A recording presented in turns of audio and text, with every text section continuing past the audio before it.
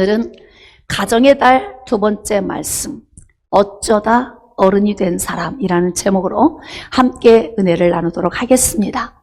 어쩌다 어른이 된 사람은 어떤 사람일까요? 한마디로 말할 수 있겠습니까? 시작. 잘 모르겠습니다. 네, 1부 때는 철없는 사람이요. 이렇게 대답하신 분이 있었어요. 맞습니다.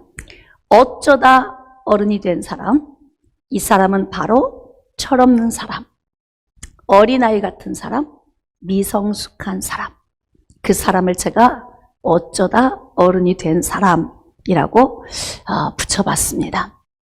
여러분, 내 삶 속에 어쩌다 어른이 되어서 미성숙한 삶을 살고 있지는 않은지 그 요인을 오늘 말씀 속에서 들여다보려고 합니다. 우리는 늘 저 사람은 미성숙해, 저 사람은 어린아이 같아 이렇게 말하지만 내 안에 미성숙함은 보려고 하지 않습니다. 말씀은 누구를 비추는 거울일까요? 나를 비추는 거울. 그러므로 오늘 내 삶에 미성숙한 요인이 없는지 발견할 수 있기를 원하고, 자, 오늘 말씀을 통해서 왜 어쩌다 어른이 되는가? 어쩌다 어른이 된 사람은 어떻게 사는가? 그러면 어떻게 하면 어쩌다 어른이 되지 않고 성숙한 어른이 될 수 있는가? 분량이 좀 많습니다. 부지런히 나가겠습니다. 오늘 이러한 요인을 깨달아 알기를 소망합니다. 성경 말씀에 어쩌다 어른이 된 사람의 대표적인 인물이 있습니다. 바로 이스라엘의 초대왕 사울입니다. 저는 사울 이야기를 정말 많이 합니다. 왜냐하면 성경은 첫 번째는 구원에 이르게 하는 지혜가 있고, 두 번째는 교훈과 책망과 바르게 함과 의로 교육하기에 유익해서 구원과 삶의 변화를 두 가지를 성경은 요구하고 계십니다. 그렇기 때문에 저는 성경에 기록된 인물들을 잘 묵상하면서 그의 삶, 그리고 그의 삶을 통해 나타난 결과에 대해서 많이 묵상을 합니다. 그렇기 때문에 삶에 대해서 제가 여러분들에게 좀 더 세밀하게 이제 다루고 있는 것인데요. 성경에 어쩌다 어른이 된 사람의 대표적인 인물 굉장히 많아요. 정말 어른다운 성숙한 삶을 사는 사람은 많지 않습니다. 대부분이 어쩌다 어른이 되었기 때문에 그렇습니다. 여러분이 부인하고 싶겠지만 저나 여러분 안에 어쩌다 어른이 된 그 요인이 우리 안에도 있다는 거예요. 그러니까 정말 완숙하고 성숙한 사람을 만나는 것은 하늘의 별 따기입니다. 여러분은 아마 오늘 이 말씀은 안 씻고가 들어야 돼. 또는 이 말씀은 제발 오늘 우리 애가 좀 왔으면 뒤에 왔나? 뒤돌아보진 못하지만 초기 막 레이더망이 우리 아들은 왔나 딸은 왔나 막 이렇게 생각할 수 있어요. 제발 말씀을 통해서 나를 비춰보고 내가 변화되는 은혜가 있으면 좋겠습니다. 우리 안에는 그런 요인이 다 있는데 특히 심각할 정도로 어쩌다 어른이 되어서 불행한 삶을 살다가는 사람들이 있어요. 이스라엘 사람들이 애굽에서 가나안으로 들어온 다음에 이방인들의 삶을 보면서 하나님께 요구한 것이 있어요. 그것이 바로 왕입니다. 왕을 요구했는데 이스라엘 백성들이 왕을 요구할 때에 그 왕의 필요성에 대해서 하나님께 구한 것이 무엇이냐면 이방인들처럼 우리도 왕이 있어서 이 왕이 전쟁에 나갈 때 앞서서 나가면 좋겠습니다. 이게 이들의 기도 제목이었던 거예요. 제가 이제 우리 아이들에게 배우자를 놓고 기도할 때에도 세밀하게 섬세하게 기도해라. 키는 몇 센치 이상, 성품은 어떤 성품, 신앙은 어떤 신앙, 경쟁력은 어느 정도의 경쟁력, 이런 거를 구체적으로 하나님께 구하라고 하는데요. 하나님은 우리에게 더 좋은 것을 주시기를 원하지만 우리가 원하면 원하는 것을 주십니다. 이스라엘 백성들이 좀 인격이 잘 돼 있고 완숙한 어른으로서 백성들을 자녀처럼 잘 품고 나라를 살릴 수 있는 왕을 주세요. 이렇게 좀 구체적으로 기도했으면 참 좋은데 싸움자라는 사람 이렇게 기도를 한 거예요. 그러니까 하나님은 어떻게 해요? 이스라엘 백성들 가운데 누구만 고르면 돼요? 그럼요. 전쟁터 나가서 싸움자라는 사람만 고르면 되는 거예요. 그러면 그 나머지는 이스라엘 백성들이 감당해야 될 몫이 되는 것입니다. 그래서 기도할 때 좀 여러분이 구체적으로 기도했으면 좋겠다는 생각이 들어요. 하나님께서 이스라엘 백성들 가운데 싸움자라는 사람을 고르고 또 골랐더니 누가 뽑혔냐면 사울이라고 하는 사람이 뽑힌 거예요. 근데 사울이라고 하는 사람이 어떤 사람인가에 대해서 성경에 기록된 것을 보면서 사울은 어쩌다 어른이 된 사람이구나. 이것을 느낄 수 있어요. 왜? 사울이 살아온 삶. 사울이 세상을 떠날 때까지 어떻게 살았는가를 보면서 저 사람은 어쩌다 어른 된 사람이구나. 이것을 깨달을 수 있는데 이 성경 말씀에는 이미 사울이 어떤 사람인가를 우리에게 가르쳐주고 있어요. 자, 이제 왕을 뽑는 데 있어 제비 뽑기를 하는데 기스의 아들 사울이 뽑혔습니다. 자, 사울이 뽑혔는데 어디 갔는지 없어요. 안 보이는 거예요. 하나님께서 음성으로 가르쳐 주시는데 사울이 진보다리 사이에 숨었다? 근데 그 다음에 어떤 말씀이 있냐면 백성들이 진보다리 사이에서 사울을 데려왔는데 사울의 모습에 대해서 이렇게 표현하고 있어요. 백성 중에 선이 다른 사람보다 어깨 위만큼 크더라. 사람이 키가 크다고 다 훌륭한 건 아니에요. 카리스마, 그 힘은 어디에서 나오느냐? 내면에서 나오는 거예요. 진짜 사람은 속사람이다. 겉모습은 진짜 사람이 아니에요. 포장지예요. 내용물을 담고 있는 그릇입니다. 그러니까 진짜 사람은 속사람인데 사울을 보니까 겉모습은 근사하고 멋있는데 진보다리 사이에 숨었다. 이 말씀 한 절만 보더라도 더 볼 것이 없다. 이 사람이 어떤 이름을 붙여주면 좋은가? 어쩌다 어른이 된 사람이구나. 겉모습은 근사한데 속 사람이 아주 작은 사람인 거예요. 미성숙한 사람. 그럼 목사님, 어떻게 그 말씀 한 절로 그를 그렇게 평가합니까? 아니에요. 성경에 그의 인생을 아주 세밀하게 기록을 해놨는데 역시 그럴 줄 알았어. 그가 어떻게 살아갈까요? 응? 어쩌다 어른이 된 사람의 모습으로 살아갑니다. 70이 다 되는 나이에 어린 소년과 경쟁하는, 할아버지가 손주하고 놀면서 자동차 가지고 싸우는 그런 일도 있다고 하죠. 과자 가지고 다투고 싸워, 손주하고. 똑같은 거죠. 누가 문제인 거예요? 손주가 문제예요? 70된 할아버지가 문제인 거예요? 눈높이가 내려온 거잖아요. 4살 된 손주의 지적 수준에 머물러 있는 거예요. 그래서 70 먹었지만 그분은 어쩌다 어른이 된 사람이구나. 그러면 어쩌다 어른이 된 사람은 그에 준한 삶을 살게 되는 거예요. 70이 다 되어가는 초대 왕 사울이 골리앗을 무너뜨린 다윗과 경쟁을 합니다. 왕이 백성과 경쟁을 하는 거예요. 그럴 필요 없는데. 그러니까 쓸데없는 에너지를 낭비하는 것입니다. 우리 요인 안에 그런 요인이 없는지 잘 봐야 돼요. 질투할 필요도 없고 각자 자기에게 주어진 인생을 사는 거예요. 각자 자기 인생의 몫으로 자기 인생의 분량만큼 사는 것입니다.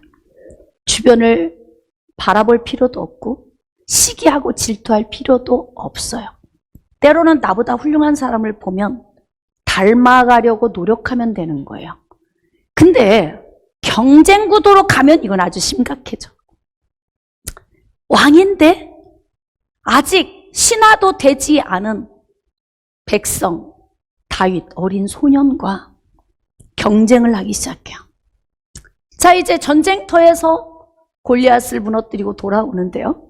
사울왕이 앞장서고 그 뒤에 군인들이 오는데 그 가운데 다윗 소년이 그 자리에 있어요. 그런데 백성들이 나와서 왕을 환영하는데 사울의 죽인 자는 천천히요, 다윗의 죽인 자는 만만히로다, 이렇게 말을 한 겁니다. 백성들도 어쩌다 어른이 된 사람들 무리들인 거죠. 사실 이 영광은 누구에게 돌려야 돼요? 그럼요. 원래 이 질서에 의하면 그냥 모든 영광은 왕이 받아야 되는 거예요. 그러니까 백성들은 그냥 덤으로 이렇게 묶어서 왕에게 영광을 올리면 참 좋았는데 백성들이 이 영광을 다윗에게 다 돌린 거예요. 기분 나쁘죠? 사울 이야기 말고 누구 이야기로? 내 얘기로? 기분 나쁠까요? 안 나쁠까요? 기분 나쁘죠. 기분 나빠요. 직장에서 여러분들이 힘든 이유가 뭐예요? 영광이 나한테 오면 당연히 여러분의 상사는 기분이 나빠요. 그래서 상사가 가장 영광을 받아야 돼. 최고 높은 사람이. 그래야 인생이 안전해지는 거예요. 그러니까 좀 더 완숙하고 성숙한 백성들이었다면 사울의 심기를 불편하지 않게 했을 텐데 사울의 심기를 불편하게 해버렸네. 자, 이때 완숙한 어른과 어쩌다 어른이 된 미성숙한 어른의 차이가 이제 여기서 나타나게 되는 거예요. 어떤 환경이 왔을 때 미성숙한 어른과 성숙한 어른은 선택의 길이 다릅니다. 여러분 같으면 어떻게 하겠어요? 기분은 좀 나쁘지만 내가 왕이야 그래도. 그리고 그냥 훅 지나갈 수 있는 문제 아닐까요? 목사님, 그거 쉽지 않습니다. 예? 우리의 마음 가운데서 다 이렇게 여러분이 갈등할 수 있어요? 그래서 오늘 예수 닮아, 예수를 닮아 여기서 예배합니다. 입술로 고백했으면 그 고백에 준한 삶을 살아야 돼요. 쉽진 않지만 완숙한 사람은 기분 나쁘지만 그것을 내 삶에 적용해서 내 삶을 전복시키지는 않아요. 그냥 순간을 잘 보내고 그리고 정상 궤도를 달리는 거죠. 자, 그런데 왜 사울이 어쩌다 어른이 되었는가라고 평가를 받게 되냐면 불쾌했다, 이렇게 기록되어 있어요. 불쾌했다. 그리고 다윗을 주목했다. 그리고 그가 그 입으로 선포한 말이 뭐냐면 나라 말고 더 얻을 게 뭐겠어?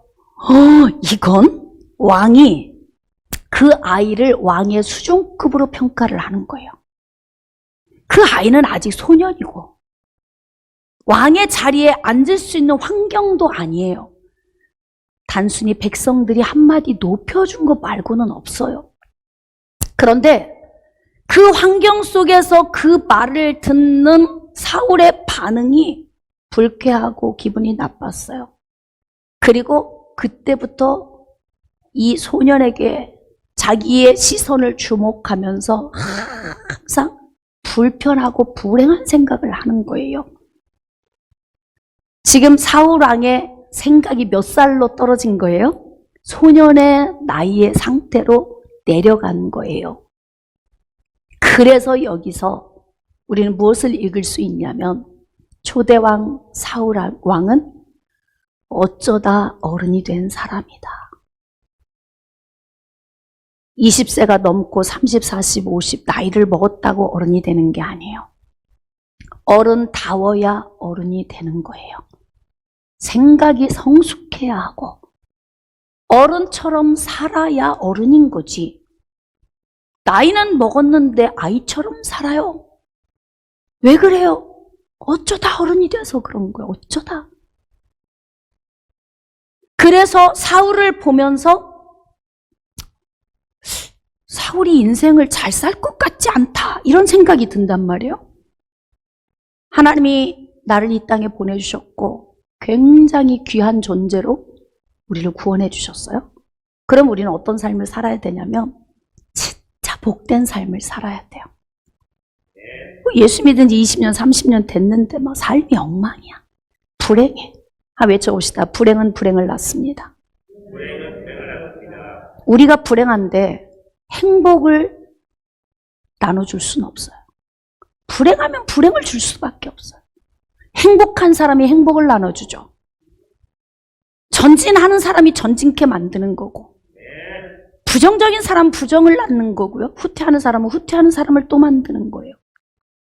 그러니까 우리가 선한 영향력을 끼쳐 하나님의 나라와 의를 위하여 쓰임받고 하나님의 나라를 건강하게 세워가려면 중요한 건 우리 개인 한 사람 한 사람의 그 개체가 정말 괜찮은 사람이 되어져야 되는 거예요.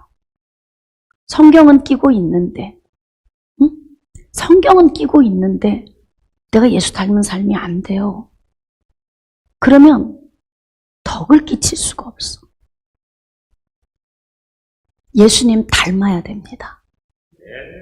사울은 왕의 자리에 있지만 사울의 정신 연령은 소년에 머물러 있어요. 그러니까 모든 생각을 어떻게 해요? 소년의 수준에서 생각을 하는 거예요. 주일이면 목사님이 정신이 하나도 없이 바쁘겠죠? 그래서 대부분 성숙한 성도들은 목사님 설교 전에 목양실을 노크하지 않아요. 아주 다급해서 너무너무 긴급한 상황이 아닌 이상은 목사님실에 노크하지 않습니다. 그리고 주일에는 목사님에게 사적인 어떤 관계된 관심을 받으려고 하지 않아요. 왜냐하면 목사님은 말씀을 전해야 하기 때문에 정신을 흐트러 놓으면 안 되고 성령에 집중할 수 있도록 배려해야 돼. 이게 완숙한 성도인 거예요. 그러니까 주일에는 사실 제가 서서 이렇게 설교하지만 누가 오늘 왔나 안 왔나 이걸 잘 체크를 못해요. 왜 그런 줄 아십니까? 설교에 집중해가지고. 그러니까 모든 생각을 할 때에 어른스러운 성숙한 기준에 놓고 생각을 하면 뭐가 나오냐면 배려라고 하는 결과물이 나오는 거예요. 저렇게 어린 나이에 저런 믿음으로 만군의 여호와의 이름으로 나가서 우리의 숙적 블레셋 장군 골리앗을 무너뜨렸다면 오, 저 녀석 쓸만한데 물건이네. 나중에 나라를 맡기면 나라를 부흥시킬 수 있겠구나. 백성들 잘 살게 할 수 있겠구나. 뭐 생각이 좀 이렇게 성숙해야 하지 않을까? 근데 생각하는 것 자체가 아주 느추합니다. 오, 나라 말고 더 얻을 게 뭐야? 어른 같아요? 아이 같아요? 다 대답하셔야 돼요. 어른 같아요? 아이 같습니까? 유치원생 같습니다. 내 안에는 그런 요인이 없는가? 어떤 상황과 환경을 보면서 해석해내는 방식이 어린아이같이 해석을 해낸다면 나는 어쩌다 어른이 된 사람이다. 더 쉬운 말로 미성숙한 사람이다. 정신 연령이 낮은 사람이다. 우리 안에 그런 요인이 다 있어요. 누구 어떤 사람에게만 있는 것이 아니라 우리 모든 사람에는 그런 요인이 있는데 어떤 사람은 더 좀 심각하고 어떤 사람은 좀 덜 있는 그런 차이는 좀 있을 수 있겠지만 우리 안에 그런 요인이 다 있을 수 있다는 거예요. 여러분, 미성숙한 생각을 하게 되면은 전진을 하지 못합니다. 후퇴를 하게 되죠. 왜 후퇴할까요? 생각 자체가 부정적이죠. 어린아이 같죠. 그러니까 그 생각을 삶에 적용하고 사는 거예요. 전진할 수가 없어요. 왕이 왕의 자리에서 누리다 가면 좋으련만 그렇게 좋은 자리에 앉아서 누리지 못하고 매일 쫓아다니는 거예요. 다윗 죽이려고. 그러면서 아주 생고생을 하고 사는 거예요. 그렇게 안 살아도 되는데. 선택은 누가 했다? 사울이 했다. 사울이 했다. 더 좋은 삶을 살 수도 있는데 그렇게 살 수밖에 없었던 사울. 그럼 한번 고민해 봅시다.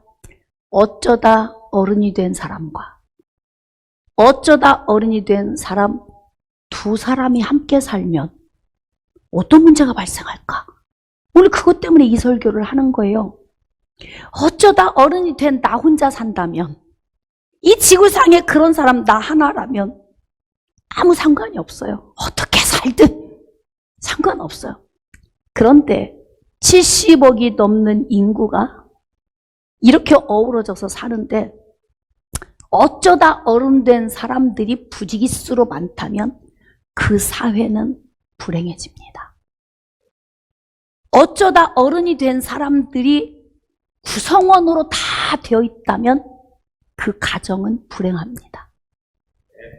어쩌다 어른이 된 사람들이 직장에 모여 있으면 그 직장은 시끌시끌합니다. 어쩌다 어른이 된 사람들이 교회 안에 모여 있으면 교회가 풍랑을 만난 배처럼 매일 출렁거립니다.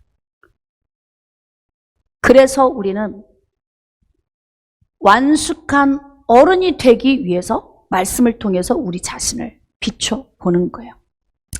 자, 그러면 우리가 이제 사울의 예를 들었는데요. 사울은 왜 어쩌다 어른이 되었을까? 성경에서는 우리에게 그것을 말씀해 주지 않으세요. 그럼 우리는 어떻게 알 수 있느냐? 성령의 조명을 받아야 되는 거예요.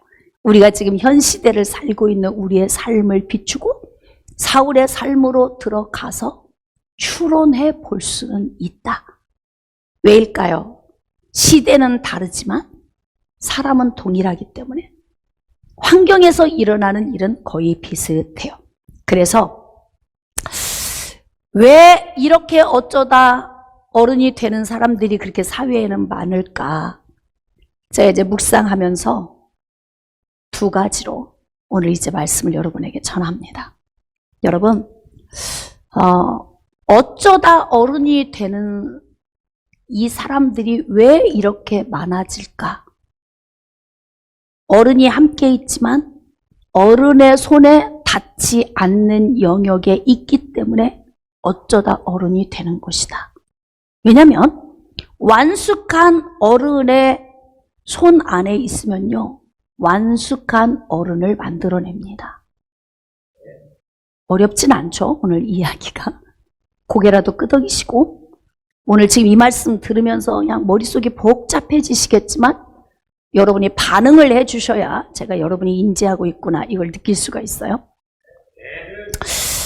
어쩌다 어른, 이 어쩌다 어른, 미성숙한 어른, 나이는 먹고 50, 60, 70, 80 늙어가고 갈날이 가까워 오지만 성숙되지 않는 사람이 형성되는 이유는 무엇이냐면 어렸을 때 자라는 과정 중에서 내 주변에 어른이 있는데 어른의 손이 나에게 닿지 않는다는 거예요.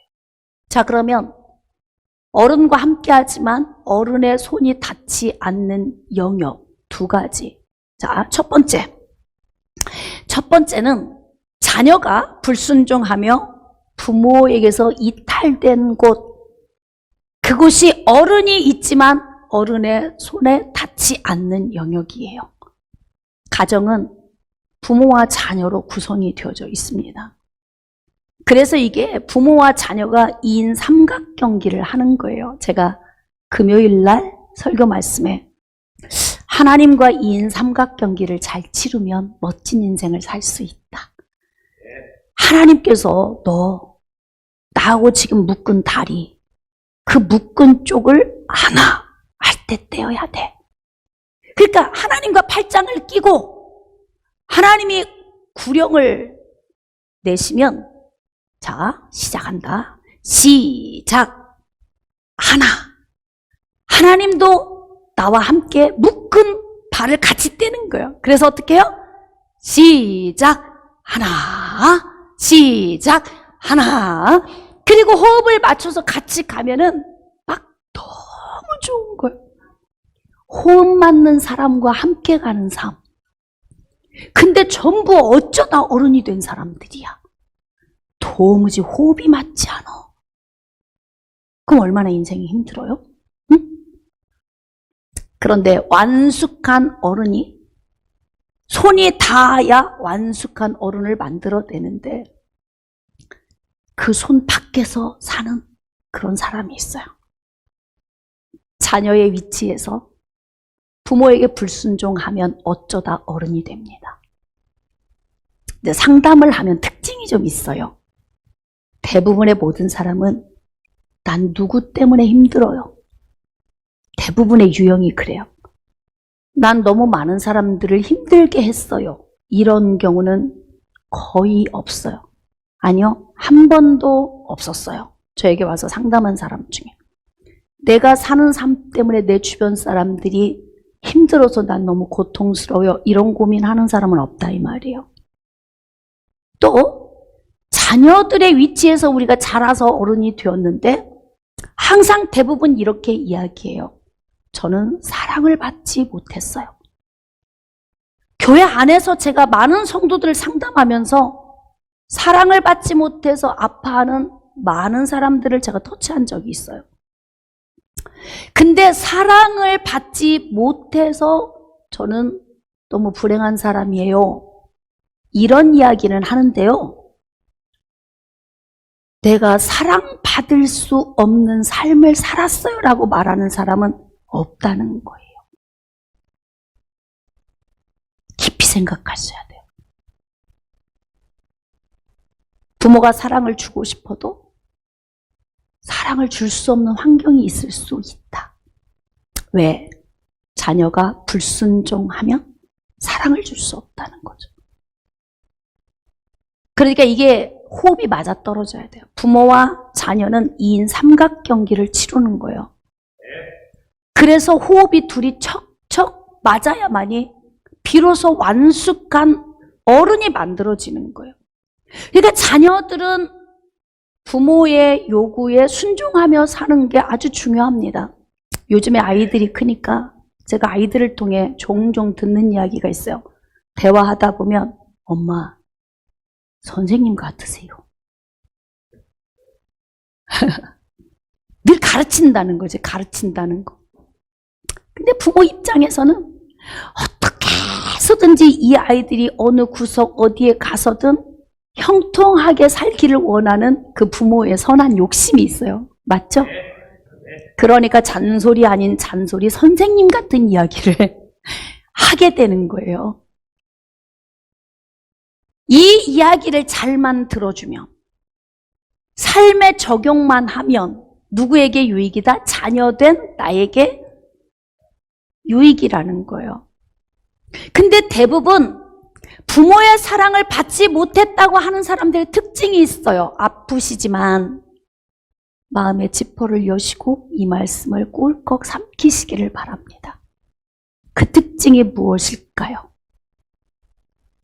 사랑받기 힘들었겠구나 라고 하는 요인이 있어.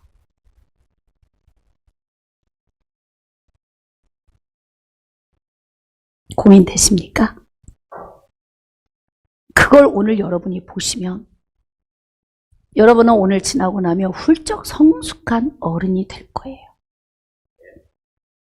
대부분 교회에서 목사님을 힘들게 하고 떠나는 유형의 사람들이 있어요. 그런 사람들은 어떤 사람이냐면 어려서 다 사랑을 받지 못했다고 하는 사람들이고요. 그런 사람들이 아주 공격적인 성향을 가지고 있어. 그래서 한결같이 대부분 목사님을 들이받고 떠나요. 어떤 때는 이유를 모르겠어. 왜 저러지? 본인 안에 있는 그 성향이 어린 아이 같아서 모든 해석을 아이처럼 하는 거죠. 네가 앞으로 나라 말고 더 얻을 게 뭐야? 어떻게 생각이 그렇게밖에 안 돼요? 생각은 수천 수만 가지의 생각을 할 수 있어요. 아주 폭넓게 생각을 할 수 있어요. 근데 참 제가 많은 사람을 상담하면서 느낀 게 뭐냐면 사랑을 못 받았다고 하는 사람들의 특징이 왜 공격적일까? 이것을 고민하게 되는 거예요. 제가 한 주일 내내 어쩌다 어른이 된 사람 제목을 지난주 말씀 끝나고 이 제목을 받고서 한 주일 내내 묵상을 했어요. 그러면서 제가 목회해왔던 긴 사역의 시간들을 보면서 제 주변을 스쳐 지나갔던 많은 사람들의 유형을 다 정리를 하고 총 집합을 하면서 제가 느낀 게 뭐냐면 부모 사랑을 못 받았다고 하지만 못 받을 수밖에 없었던 요인이 있었겠구나. 물론 예외도 있어요. 제가 하는 이야기는 100% 이렇다 그게 아니고 가장 근접한 말을 여러분들에게 전달을 하는 거예요. 그러니까 오늘 우리는 뭘 점검하냐면 나 사랑 못 받았어 이제 그 이야기도 그만하세요. 할렐루야. 그냥 사랑 못 받았으니까 나는 이렇게 살 수밖에 없어. 이게 그냥 변명이야, 변명. 나는 어른이에요. 어른이기 때문에 나는 더 좋은 삶을 선택하며 살 수도 있어요.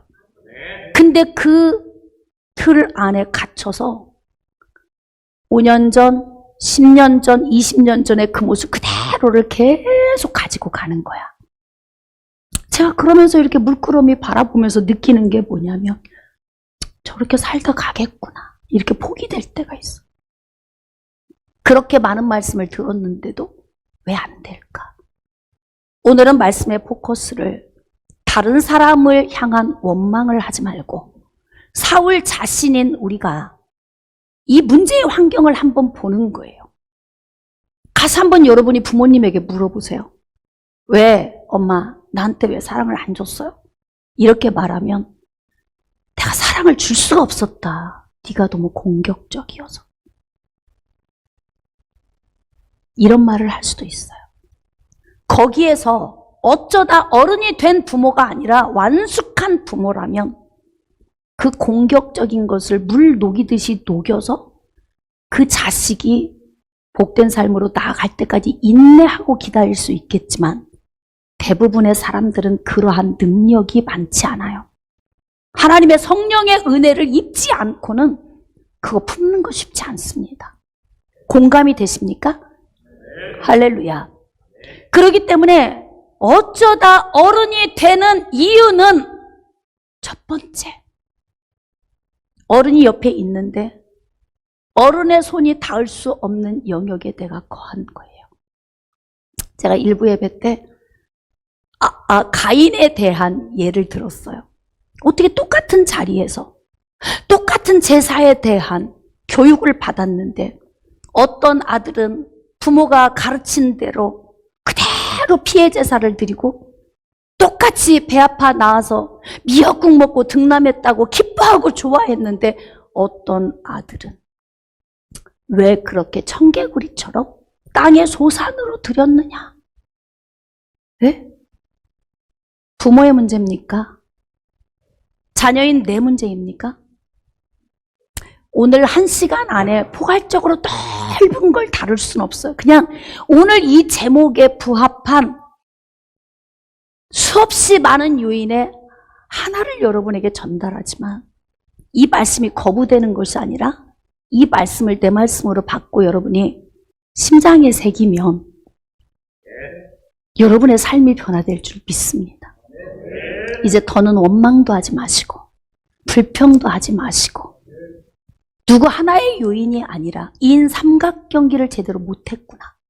왜? 호흡이 안 맞으니 어떻게 하냐고요? 자녀를 키우다 보면 정말 여기까지 올라와서 그냥 폭발해버릴 것 같은 순간을 수도 없이 만나. 근데 그것을 꾹 누르고 참는 이유가 뭐예요? 분노를 학습시킬까 봐서. 내가 계속 분노를 터뜨리면 그 분노를 본 자녀는 학습을 하게 돼. 그러니까 다시 누르고 또 참고 사랑으로 품어서 뭘 만드느냐? 완숙한 인간을 만들어가는 거예요. 깨달아지시면 아멘. 그래서 이게 가정이라고 하는 작은 단위, 큰 사회, 이 모든 데가 어우러져 사는 이 사람들과의 관계성 속에서 어쩌다 어른 된 사람들끼리 이게 섞이면요, 엄청 시끄러워요. 제가 삶을 이렇게 깊이 여러분에게 다루니까 우리 교회가 조용한 이유가, 다른 교회에서 신앙생활하다 오시면 첫 마디가 그래요. 여기는 왜 이렇게 조용한지 모르겠어요. 얼마나 시끄러운 데서 있다 오셨기에. 네? 조용하다고 그래. 그만큼 여러분이 완숙해지고 있는 거죠. 그래서 자녀들은 부모의 말씀에 순종하며 사는 게 복입니다. 이건 제 얘기가 아니고요. 하나님께서 우리에게 요구하고 명령하시는 거예요. 그래서 부모들에게 순종하며 가는 것이 자녀들에게는 큰 복이다. 자, 그러면 두 번째. 어른이 내 주변에 있는데 어른의 손이 닿지 않는 영역은 무엇을 말하는가? 자, 자녀가 사랑이 없고 가르침이 없는 부모의 양육을 받는 곳. 더 쉽게, 사랑이 없는 부모에게서 성장된 사람. 자녀는 참 순종적인데, 부모의 품 안에 들어갈 수 있는 사람인데 부모가 품지를 않는, 어쩌다 어른이 된 부모가 있어요. 부모는 앞으로 자녀들이 살아갈 미래를 준비시키는 거예요. 그래서 오늘 나의 행동 하나, 말 하나, 이 모든 것을 앞으로 이 아이들이 어떤 영향력을 받을까를 생각을 하고 말하고 행동을 하는 거거든요. 그래서 이 앞서가는 사람은 잘 가르쳐야 돼. 그러니까 부모의 손이 닿는 건 단순히 사랑해, 이것을 넘어선 거예요. 먹고 입고 마시는 것에 열정을 쏟으면 어느 쪽이 성장할까요? 보이는 몸이 성장을 해요. 잘 먹였어, 잘 자랐어. 보니까 막 어깨 위는 더 커요. 장대합니다. 폼도 나고 대단해, 멋있어. 머리에 막 기름 바르고 칼바지 입고 막 아우디 타고 다니고, 어머 너무 멋있다. 살아봐.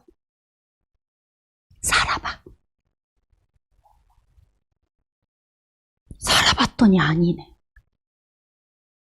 근데 그 어떤 부모도 내 자식이 문제가 있다고 말하는 사람은 없다. 아이러니잖아요. 다 사위가 문제고 며느리가 문제다, 이렇게 말을 해. 내가 그동안 살아온 삶, 부모로서 어른으로 내가 자식 옆에 있지만 이 자식들이 내 손이 닿는 곳에 있도록 하면서 끊임없이 내 손이 닿게 해줘야 돼요. 먹고 입고 마시는 것만이 아니에요. 남편들 잘 들어주세요. 내가 돈 벌어서 갖다 줘서 너희들이 다 이렇게 컸잖아. 그건 반절 키운 거예요.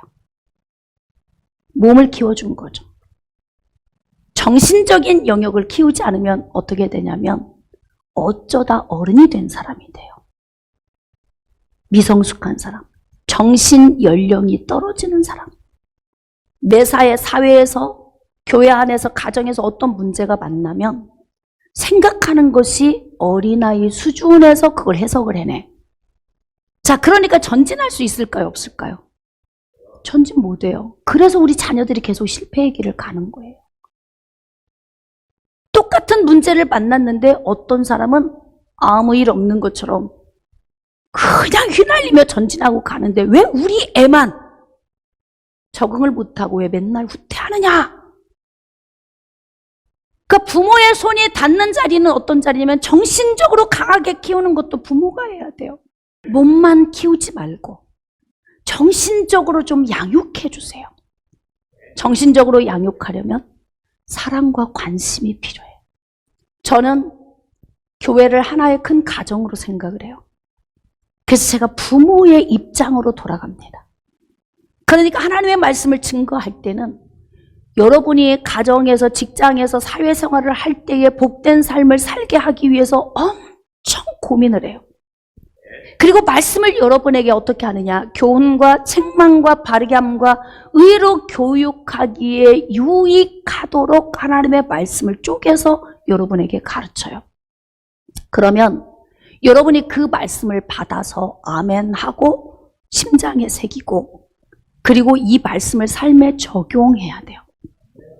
여러분이 만약에 자녀들에게 그러한 관심과 사랑을 외적인 요인만 어른이 되게 하고 정신적인 요인의 어른이 되게 하지 못한다면 우리 아이들이 또 어쩌다 어른이 된 삶을 살게 되는 거예요.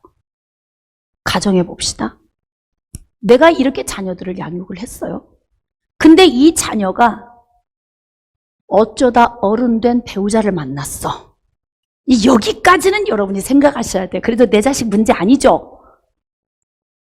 남의 식구 잘못 들어와서 문제인 거죠? 왜 대답들을 안 하시는 거예요? 응? 내 문제는 아닌 거예요. 다 남의 문제인 거예요. 우리는 그렇게 풀이하고 해석하면서 여기까지 왔어요. 대한민국 안에 있는 수없이 많은 가정이 몇 가정이나 행복할까? 제가 여러분에게 질문하겠습니다. 나는 지금 살고 있는 내 가정 안에서 행복합니다. 이런 분 손 들어보세요.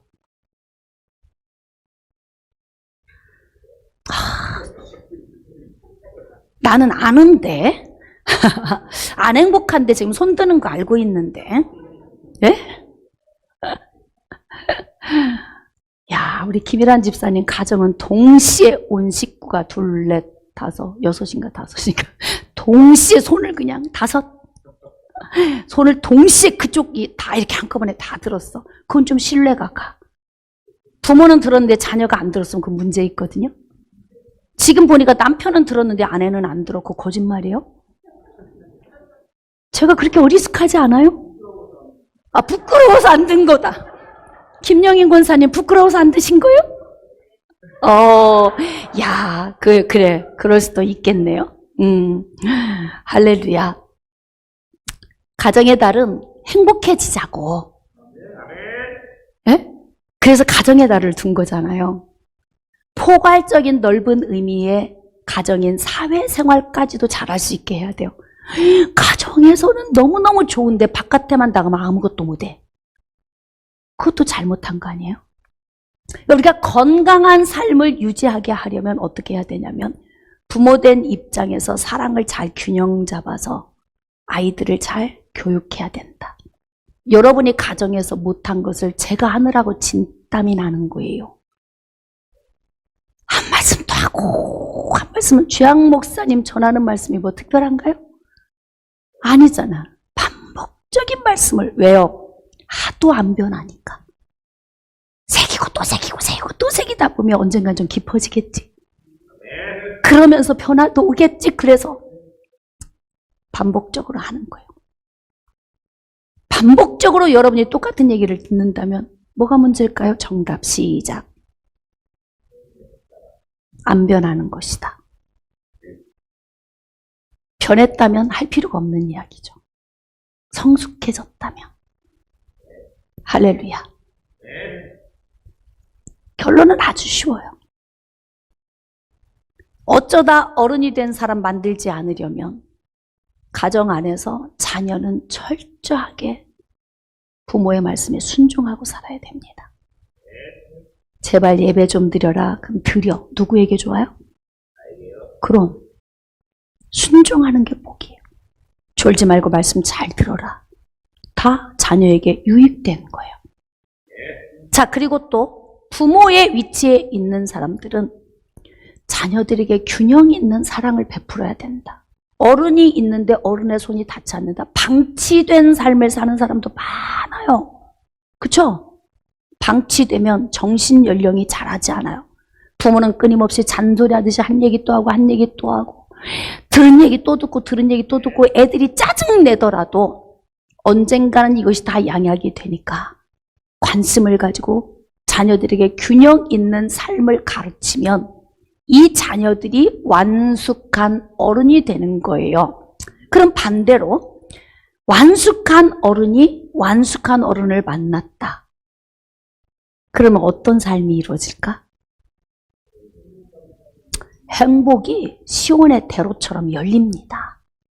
그러니까 생각해 보세요. 행복하게 살려면 뭐가 이루어져야 된다? 완숙한 사람이 되어야 된다. 그래야 행복해진다. 아주 쉽죠? 할렐루야.